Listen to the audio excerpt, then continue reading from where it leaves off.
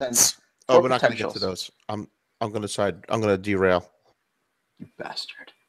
Because I have a good topic in my head that I'm going to sort of spring on you when you're not suspecting it. All right. All right. All right. We are on the air. Oh. Are we ready? Yeah. All right. In 3, 2, 1. Welcome to Geekodrome. To the Batcave.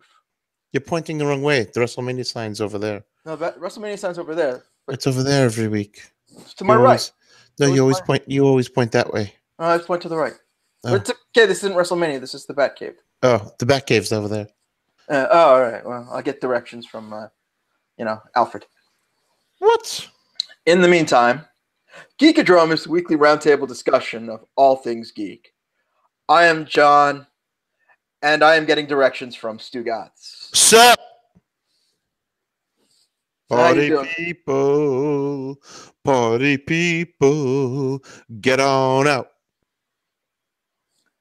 So, Stugots, we finally had the long-awaited premiere of Krypton this week. Oh, man. I watched like 10 minutes of it over the weekend while I was doing this little thing called I was getting married.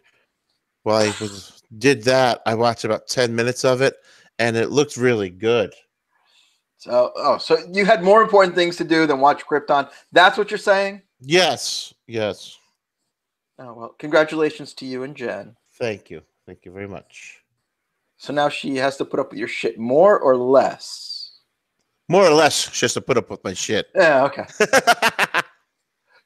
So what did you think of what you caught of Krypton? It looked very good, and it's something I would like to see more of. So I did make it through the full hour. In fact, I watched a little extra because I left the TV on after Raw yesterday. Oh. So I caught... Was that when I watched 10 minutes of it? No, it was over the weekend. Never mind. Oh, I'm sure they replayed it multiple times. USA loves to do that, or Sci-Fi or whatever. I guess it's on Sci-Fi, and they did the replay on USA, whatever. But I caught part of it again last night. I enjoyed it. It's kind of cool, kind of interesting. I don't know if I dig the whole time travel part of it yet. Yeah. But otherwise, it's sort of Game of Thrones in space. Who? It's only because I don't know, but who is the actual time traveler wearing the Detroit Tigers hat? Adam Strange. Oh, okay. So his power is he's a person on Earth, and then he goes off, just randomly will go off to this other place called Ran, and be a superhero there. Yeah. Because he has a jetpack and a laser gun. Oh. But otherwise, I have that. I'm not a fucking superhero. But you don't have the portals to the other planet. Oh. And it's basically as there's this like alignment of space between the planets. That's when he gets summoned to the other planet. So, that, and then his powers, his comics are sort of Flash Gordon type adventures, basically. Flash! Savior of the universe.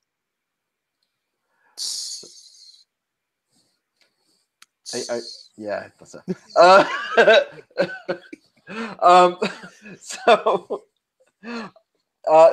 So it was interesting that it's Superman's grandfather, and is the kid, right? Is the kid. Yeah. And his great grandfather was shot off into space or whatever. Was that the Phantom Zone? Was it the Phantom Zone? They didn't say it. I don't think so. I think they just exiled him. Yeah, and I mean, I got there was exiled, but it looked like the Phantom Zone because there was a hole for him to walk through, but then he just dropped off the cliff. Yeah, he just dropped off, so I think he just committed suicide or something. I don't know. Maybe they'll tell us in a future episode.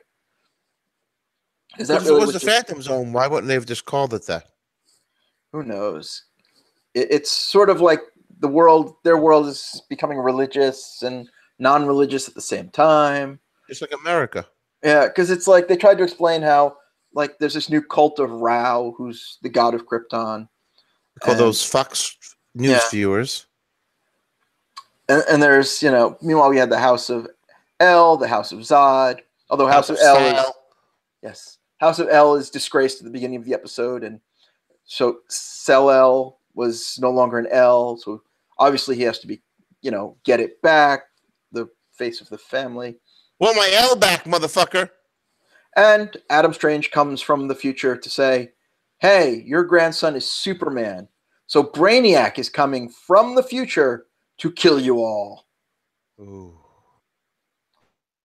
Well, in the commercials, Brainiac looks pretty badass. Yeah. It's very much the, God damn it, I'm going to forget the artist, who I really like too, who did the Jeff Johns version of Brainiac. Oh, God, I don't know. Yeah, I'm sure it'll come to me as soon as we're done recording. But what I like about it is that Brainiac has that a physical appearance, because anytime we've seen Brainiac, like that I've seen him in the comic books or even in the old Justice League cartoons, he was just out there. You know what I mean? Well, I mean, he had humanoid form. Yeah, but in the old 70s, just a Super Friends cartoon, you didn't even know what he was. He was just like a dude that was bald with like electrodes on his head that wasn't like this, something. Yeah, they redefined him in the 90s, especially with the animated series. And it's now like, that's sort of the humanoid robot that is the form that, interacts with people. Meanwhile, he's really the giant spaceship and trying to collect the worlds. Like, so he'll steal a city and then blow up the rest of the planet. So eventually we will see Kandor get put into a bottle. Theoretically, yes. Because they did, in the previews, they did mention Brainiac and Kandor. Yeah. Brainiac attacking Kandor. And that has to happen, because if it doesn't happen, then the future would be then changed. Well, we don't know when Brainiac would have taken Kandor normally without the time travel aspect. Right. So you think they hold him off a few times on this? Yeah, I think they'll hold him off for a while at least. I mean, otherwise the show is kind of short. I think whenever the show ends, like whatever it is, let's just say it's successful on its own for like 6 years, the last episode has to be then of it going into the bottle. I would think they take it before that, but I think the last episode is everybody's happy, the House of L is back, and here's your Superman. Oh, okay.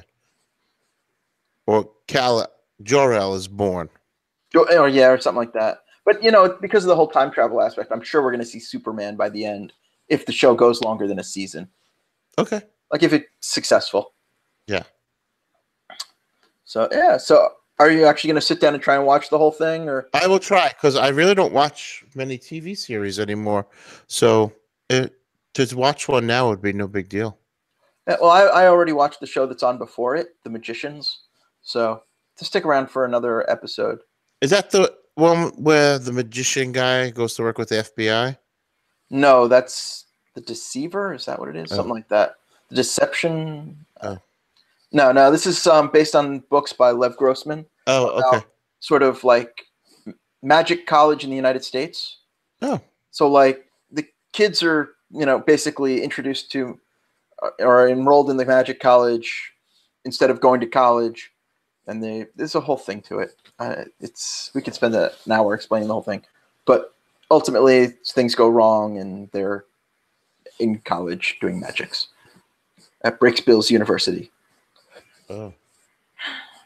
So, all right, you didn't have time to watch Krypton. Did you have time to watch the Deadpool trailer? Yes. What did you think of the Deadpool 2 trailer? It looks interesting. I mean, I'm still going to see the movie. I'm not in love with the character. Don't think I'm going to like, what's his name? It's Cable. Brolin. But, what's his last name? Brolin, yeah. Josh Brolin. I think he's already in an iconic role in the Marvel Universe. You should have went with someone else. Yeah, I mean, he definitely looks good as Cable. Especially since two of my favorite actors were also up for the role. He should have went with one of them. Oh, yeah, which two actors? Stephen Lang and Hellboy. Which Hellboy? The real Hellboy. This new Hellboy. He's not the real Hellboy. What's wrong with him?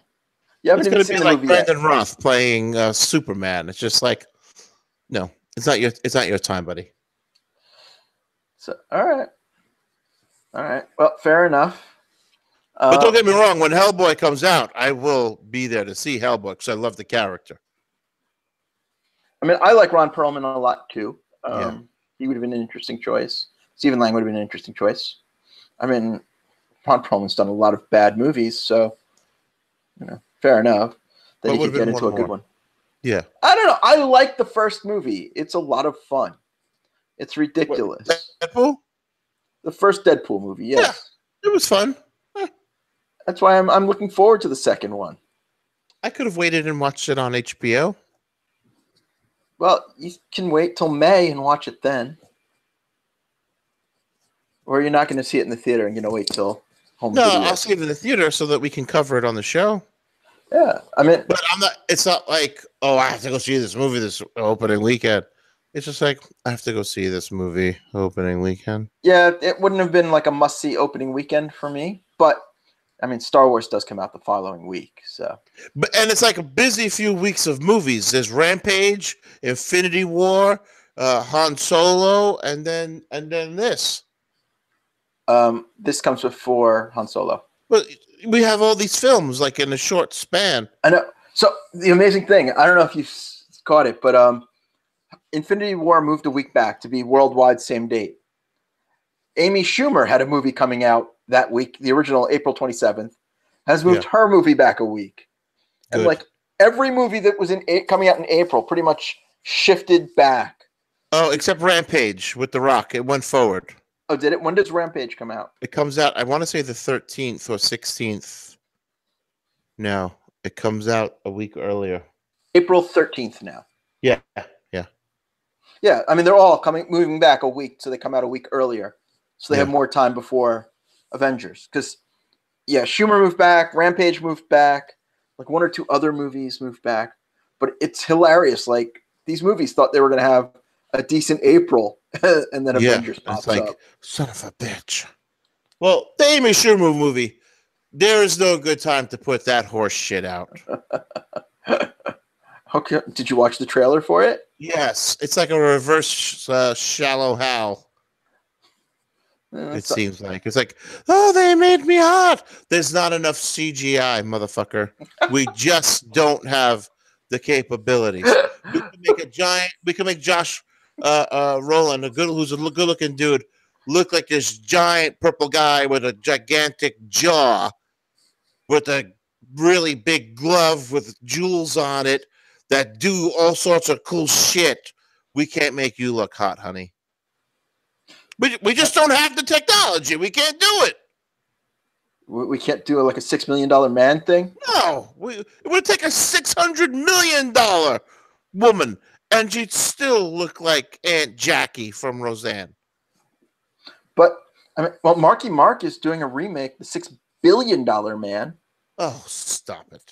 No, really, they are. I'm sure. But he's still a good-looking guy no matter what you do. Amy Schumer is still going to look like the bottom of my fucking shoe. I don't know. You wear nice bubble gum on it. You do wear nice shoes, though. I do wear nice shoes. It's true. All right, so we will not be reviewing the Amy Schumer movie. We don't even know what it's called. It's the Amy Schumer pile of dog shit. Oh, is that what it's called? I'll have to Google that one. Come watch Explosive Diarrhea from a Dog's Ass for 90 minutes, starring Amy Schumer. I believe that's her next movie. I'm sure it is. Well, the last one is currently on cable since it's not nobody saw it in the theaters. Which one? The Goldie Hawn one?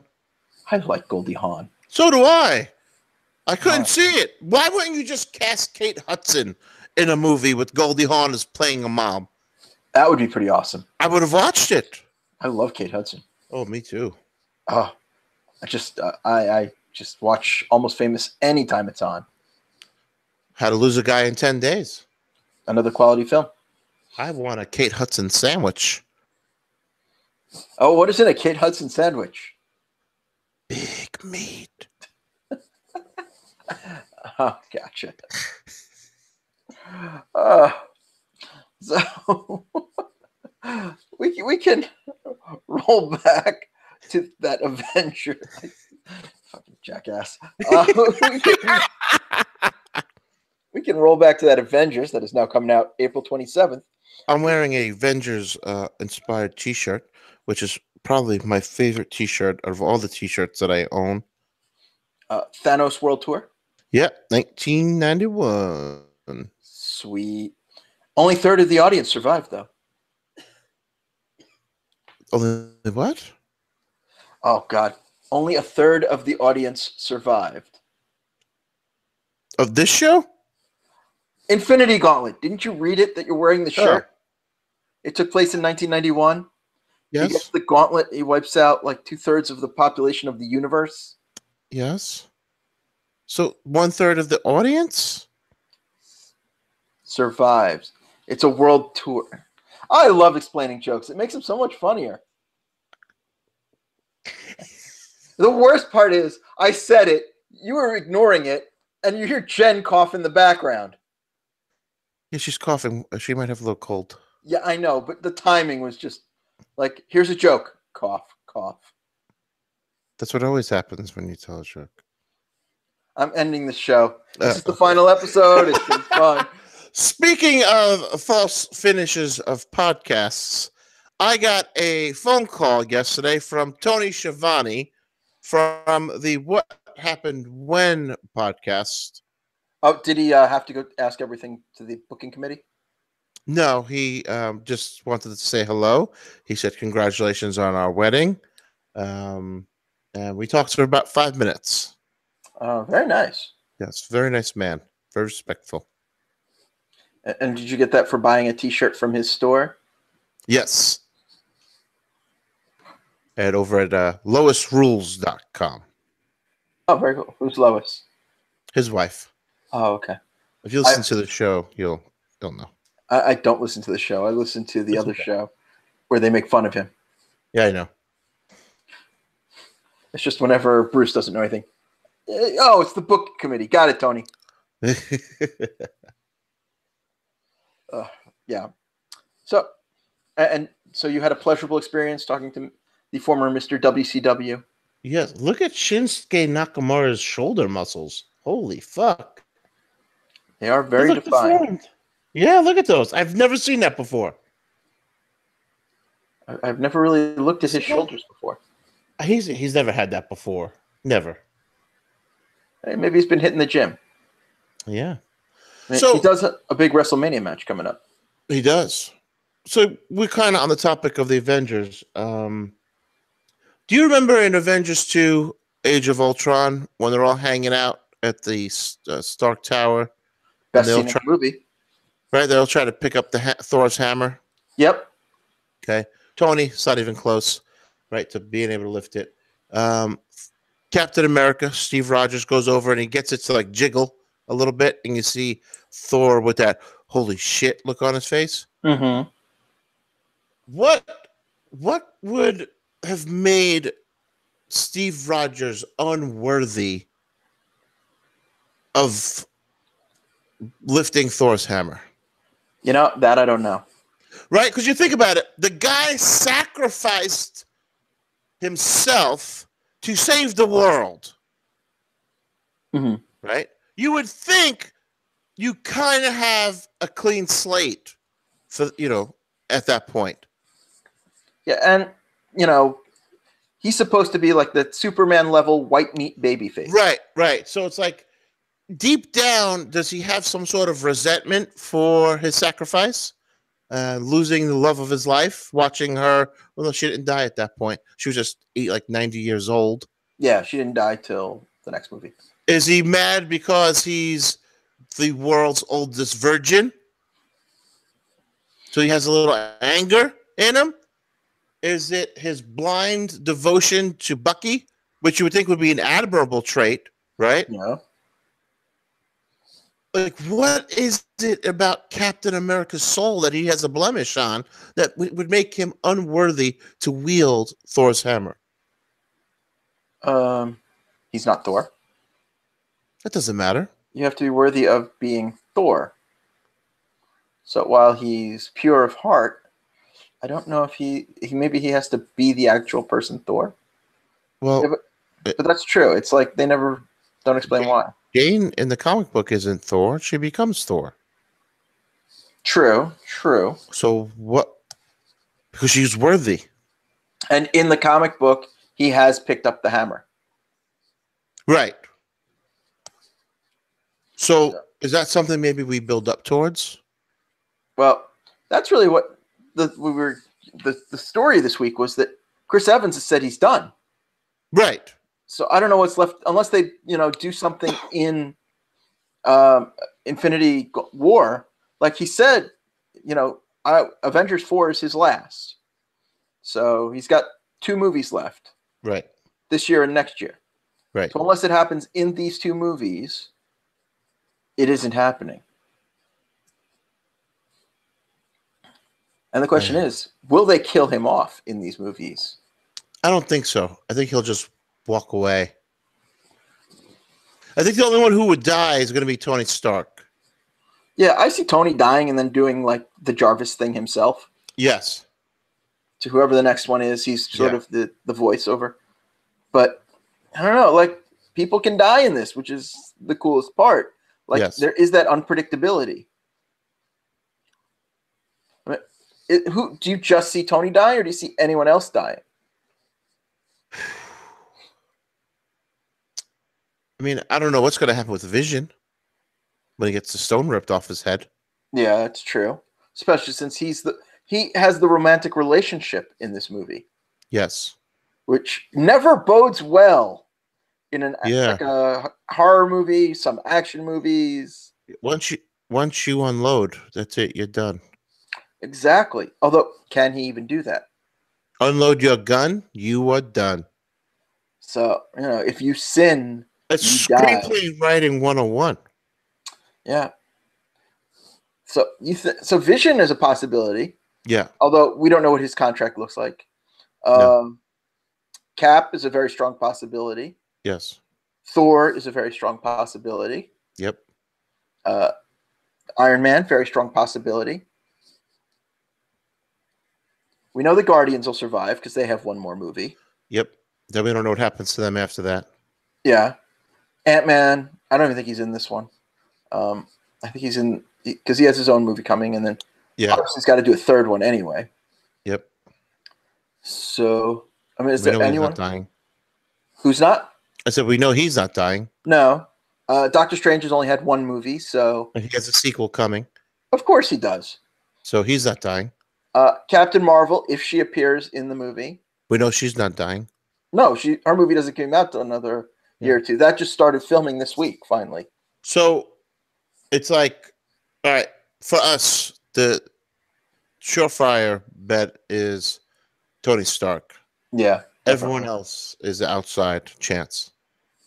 I think number 1 is Tony. Number 2, Captain America. Yeah. Because then you can either go the Falcon route or the Bucky route. Yep. Which introduces whole different stories. But other than that, I think, Vision, I guess, is number 3. Yeah. But after that, who knows? Who knows? Well, I'm sure we'll find out in, a little over a month from now. Actually, a month from today. Oh my God! Today is March 27th. As we record this. I'm pointing at the Avengers Infinity War sign. I'm just going to wear the gauntlet. Oh, you're going to buy that for like $1,000? Well, if it can shape reality, it's a bargain. Yeah. I don't think it comes with the stones, though. Oh, great. I got to go out and kill all my enemies and take the stones from them. Yes. So much work. Do you even know how this game is played, bro?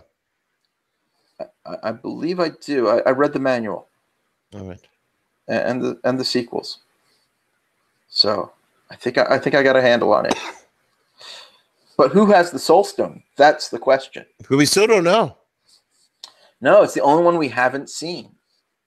And of all the things that have been getting leaked online about the movie, that hasn't come up, which I'm glad. I don't want to know until I'm seeing it. Yeah. Although there was like some poster or something where they showed the 6 stones. Yeah. And they showed somebody in the Soul Stone, and I don't remember who it was. Oh, what's his name from Thor, the black dude? You think it's not Heimdall? No, yeah, Heimdall. Heimdall. Yeah. Okay. Yeah. You think it's Heimdall? That was one theory. That's why he could see everything. Yeah, it's a possibility. But isn't there already a stone in Asgard? So they wouldn't have two stones there. Yes. Yeah. Because they already said technically that would have been the third stone. Yeah. Because when they ended up with two of them at the end of Thor 2, yeah, they said we don't want to have two stones in the same place. Yeah. Which they already had the Loki stone there. The Tesseract. The Tesseract, whatever you want to call it. Yep, the Loki stone. So they gave the other one to the Collector to hold on to. So it's not going to be there, especially since there no longer is a there. Nope. They blew that up. We had Ragnarok. Yep. It was Ragnarok and roll. I don't know. We will see. It's a long way to the top if you want to Ragnarok and roll.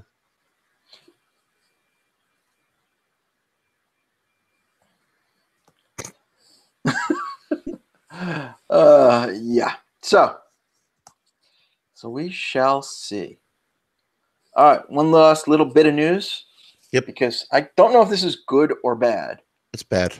Yeah, probably, but I got it from you, so. Oh, me? Yeah. We have a director for G.I. Joe 3. G.I. Joe, Middle American Hero. So, yeah, we have DJ Caruso will be directing. DJ Caruso cutting up on the wheels of steel. He's not that kind of DJ? No, he's not. He's like Dennis John Caruso? That's probably. I don't know what it actually stands for. Oh. But he will be directing G.I. Joe 3. So, do you have an opinion on this? I want it to be good.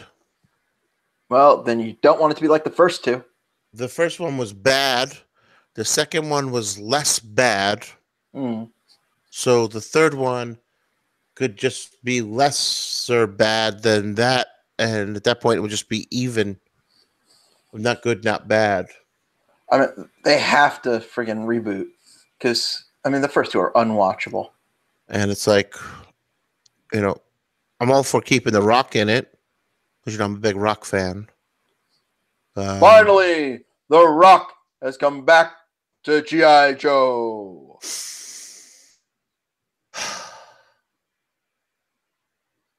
So, I want it to be big. Like, you know how, like, London Has Fallen was, like, really, really big, like, and everything was going on? Like, it's got to be something like that,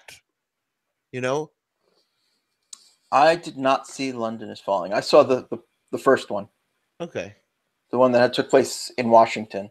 White House Has Fallen? Something like that. I forget what the title is. Wasn't it, I don't remember. Wasn't it like a code word for the White House? It wasn't like Washington Has Fallen.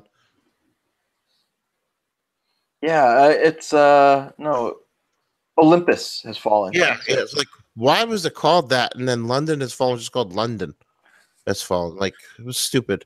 But the movies were enjoyable. They were nice action films. But it's got to be big like that, kind of big. Yeah, like it has, but it also has to be like G.I. Joe against Cobra. Yeah. Not some weird esoteric thing that makes no sense with guys who are not Cobra. It's got to be Cobra. Definitely. Like, you can just do straight up, here's a terrorist organization. We put together a team. We go in, we infiltrate, we fight.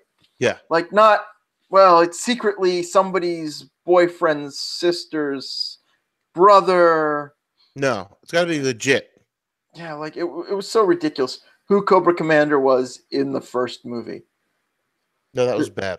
It was like Flint and Baroness were a couple, and Cobra Commander was her brother. No. I don't know. It was dumb. I'm just hoping it's just a straightforward, here's an action story, here's some bad guys, go stop them. Yes. That's all it needs to be, but it has to be big. Yeah, and it has to be that real American hero, sort of, just that edge of ridiculousness. Yes. Because it's an action movie. It can be.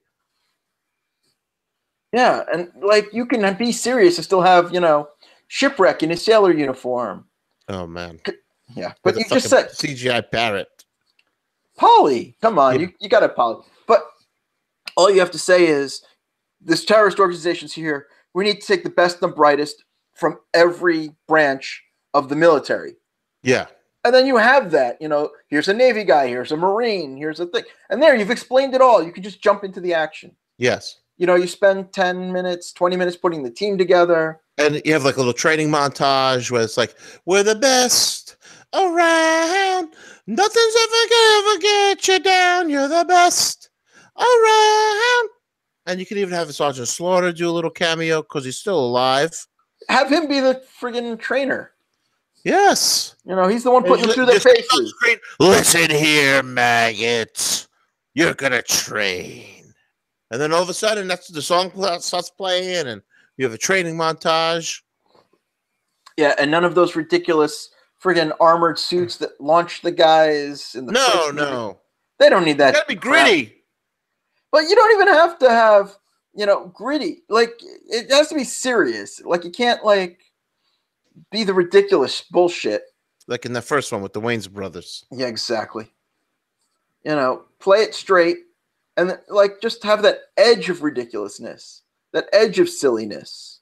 Like, you can have The Rock tell jokes and then mow down guys with a machine gun. It's the one thing we loved about 80s movies. Like, they took themselves seriously, but then there was, that element of joking around. Like, make a solid 80s actioner. I'd set it in the 80s. That would work, too. It can be any time, any place. But show us the USS Flag. Show us the Terrordrome. Show us all the wacky vehicles. And give us just what we want, where it's G.I. fucking Joe. Yes. Against Cobra, the enemy. Cobra. La, la, la, la, la, la, la, la, la. Cobra. Yeah, we don't need Cobra La, that's for sure. No. I mean, we don't need to have a Nemesis Enforcer flying around, but we need what we need here out of this. But yeah, give me the Whale. Give me, the Raven. Give me, some of them vehicles. Quote the Raven. What did the Raven say? Nevermore. The Raven's done talking about G.I. Joe, huh? Yeah. Oh, that's unfortunate. I guess we'll just jump to hot picks.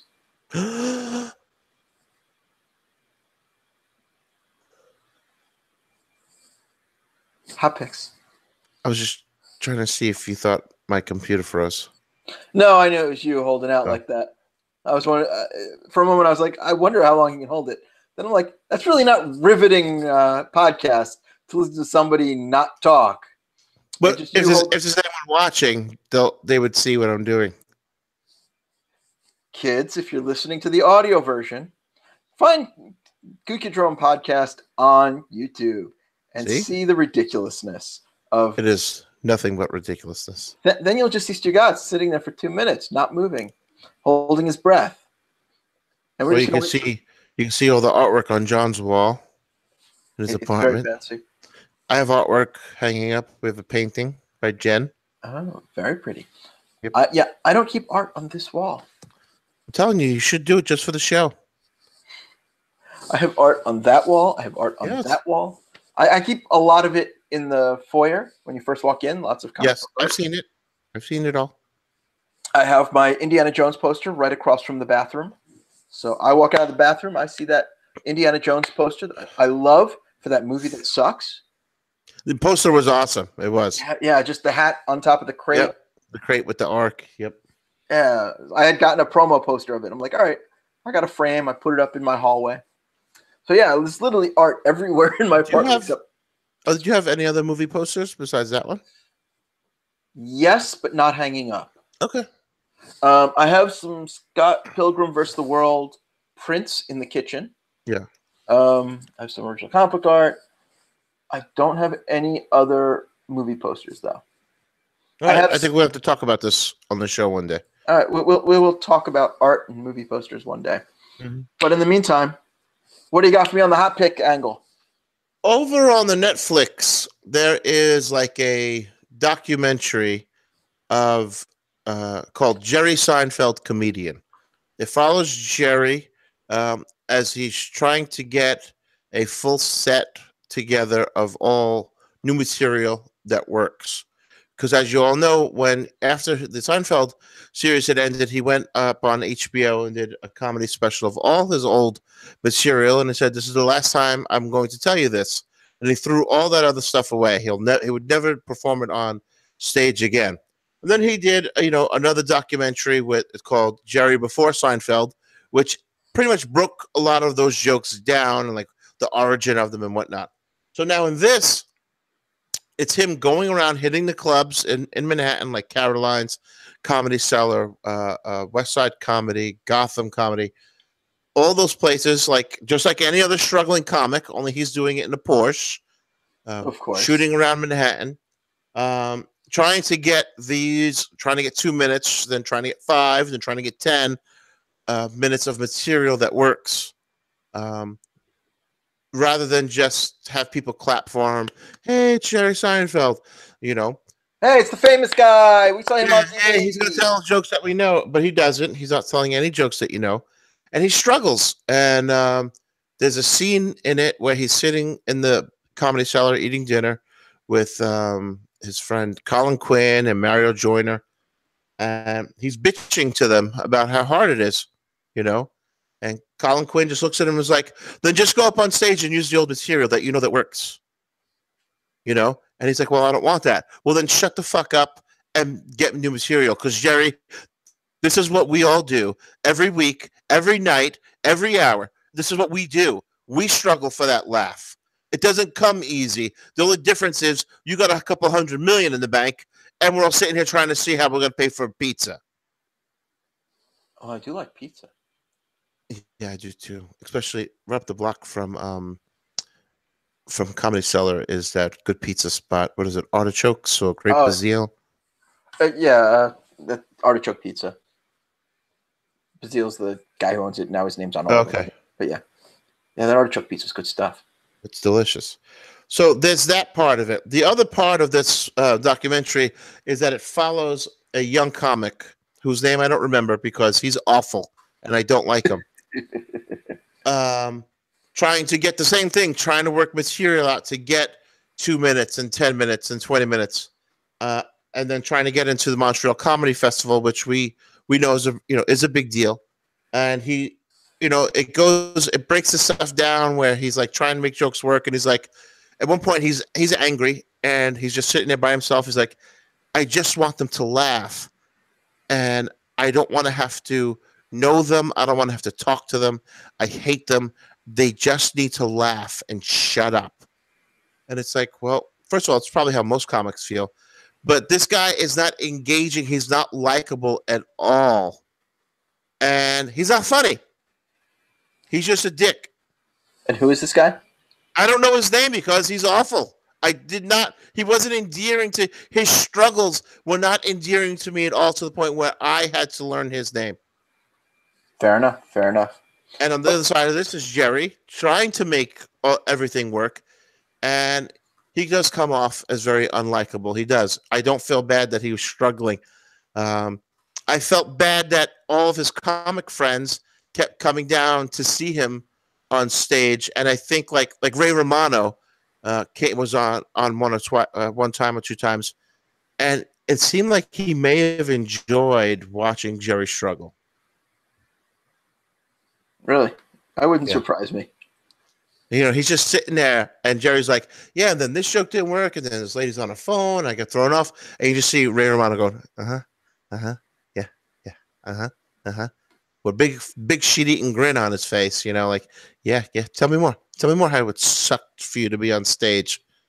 Mr. Show About Nothing. Go ahead. Mr. I have a warehouse full of Porsches. Go ahead, tell me how it hurts. Yeah, well, comedians love to watch each other suffer. Yeah. So that's my hot pick. Would this other comedian be Orny Adams? Yeah, that was a douche. Yeah. I hope he vanity Google searches himself and sees that we talked about him and I said that he sucks. And I don't even care. I don't care what he's doing as a comic right now. He's the shits. I'll have to check it out. And I'm not negative with stuff. I try to be positive. But when you're sitting there and being that arrogant of, I just laugh. Fuck you, buddy. Because I struggle too every fucking week on a cooking show where I'm dying for people to watch and enjoy. At no point do I say, just fucking watch it. I don't care if you fucking enjoy it. Is that working? It doesn't. I'm saying that's what I don't sit here and say that. Oh, okay. I don't think that. I want to push myself every week to be better on that show so that people have to watch. Sort of like this podcast. Yes. I do that too. Every week I want the show to be better so that people listen to it and enjoy it. I don't just sit here and say, just fucking listen, millions of people. Or we'll stab you. Yes. Right in the fucking eyeball. Hey. Yes. With John Swiss Army knife. Hey. If it's good enough for the Swiss Army, it's good enough for me. The Geekodrome Army. That's right. Just happened to be the... Every one of our listeners should have a Swiss Army knife. In fact, Stugots will buy you one. Yes. Don't have one. So just send a letter to his P.O. box. Yes. And he'll hook you up. Everyone who sends me $5 send for shipping stamped envelope. We'll get a Geekodrome Army knife. There you go. Geekodrome Army spork. There you go. So, I went to the movies this weekend. Yes. Why are you still holding the knife? Because I always like to do things with I thought maybe tied into your hot pick. No, my hot pick's about giant robots. Oh. Don't ruin it. Well, if you let me say it, you'll find out what it is, and then the surprise will be over. Oh. So, I went to the movies this weekend, and I saw the Pacific Rim Uprising. How is it? It's all right. I love the original. It's so big and dumb. Yeah. And then you have Idris Elba. It was just Idris Elba playing Idris Elba. Yeah. Today, I get it. We are canceling the apocalypse. Come on. He's Idris Elba. This didn't have that. It had John Boyega. It was passable. Yeah. And entertaining and whatever. But really, like, there's not as many action scenes and not as much fun overall, but it was entertaining. And, it was a good night at the movies. And there's nothing else I really wanted to bring up for hot picks tonight. Okay. As opposed to Maul, who said I should have picked Gargoyles, because that's her pick this week.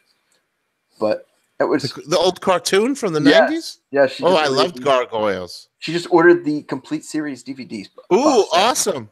And I'm just like, well, we can do a whole episode on that. But it's her hot pick, and I haven't watched the show in years, although I want to talk about that. We will now, because I absolutely love that show. The Waters of Avalon, and this is actually something that stuck with me to the point where I've applied this to life. The Waters of Avalon take you where you need to be, not where you want to go. That's deep. It is. For a fucking cartoon, that's pretty fucking deep, man. Yeah, no, that cartoon is great, except for the last season that was Saturday morning. And they changed the whole show, and the animation wasn't as good. But I love that show. I liked Pacific Rim Uprising. It's not as good as the first. Yeah. But it's, 2 hours of entertainment. Okay. So we have Gargoyles and Pacific Rim Uprising. All right. And that's about it for us this week. To find more Geekodrome, check us out at geekodrome.co. Just check it out. Check it out, y'all. Like the dumb comic said. And if you're the type of person who likes to subscribe to things, magazines, newspapers, you can go to iTunes. Reader's Digest. TV Guide. Rolling Stone Magazine. Geekodrome podcast on iTunes. You can add to that list. Or, if you're a Google person. Hit Parader Magazine. Yes. If you're the kind of person who likes the tweeters, hit us up. We're at Geekodrome Pod. If you're more of a Facebook person because you have no interest in your own personal privacy, we're still on there at Geekodrome Podcast. We're over there violating your privacy. Every day. Every day. I'm John. You can tweet her at me at just John. He's at Jon Stugots on the tweeters. Yes. And not only does he host the Eat Up show on the Facebooks, where we're taking all your information and serving it up with a side of no privacy. Oh, yeah. Including, you can go on there. You can just stalk his wedding. That's right. You can go on to the Eat Up Show Facebook and see live, or what was live footage, of Stugots getting married. Yes. You know, you can't really watch that live now because it's been like 3 already days. Married. There's the ring. I was supposed to kiss the ring? Is that what you said? No, I got a power ring, baby. Oh. So more like Green Lantern or the Thing ring? Thing ring. Do your thing. There you go. So you can catch previously recorded live footage of the Stugots wedding on the Facebooks at the Eat 'em Up show. Over on the beach over at Treasure Island. It was beautiful. It was nice. It made me wonder what happened to my invite. You and I spoke about the wedding, about coming, and you were like, oh, that would be a good idea. And then it never came up again. Yeah, I know. Shit happens. I would have come out, but, you know. That would have been awesome if you it would have been, but I'm also in the middle of some other things that I can't talk about. I know. And so there was your invite. You got a personal invite. Yeah, I know, but I have things that I'm not going to talk about on here, but you know what I was going through this weekend. And if you watch the video, you can try to tell if I was drunk, sober, or hungover. Wow. It's tough. And or all three at the same time, baby. It helps if you go back and correlate his Twitter to that day. It gives you, it's like hints to the puzzle. Yes. So, like the empty bottle of Jack Daniels I tweeted a picture of. So if you have guesses to the answer to this question, tweet them to us at Geekodrome Pod and let us know what you think. It was a full bottle at 10 a.m. when I cracked it open. And on that note, we look up to the skies.